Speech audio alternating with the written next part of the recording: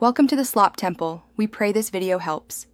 Start by confirming the JDK version your project uses, because docs differ between releases. Open the matching Java API documentation in your browser and locate the search box. This gets you to classes quickly.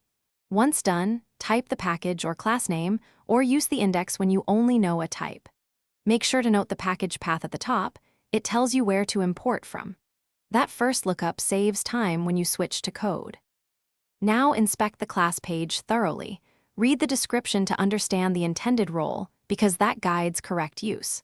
Scroll to constructors and method summaries, and then open detailed method entries to examine parameters, return types, and thrown exceptions. When a method has overloads, compare signatures to pick the correct one. Once chosen, copy the example usage or signature into your editor, and make sure to read any notes on thread safety or performance before integrating the call. Finally, paste the import and method signature into your source and adapt parameter values.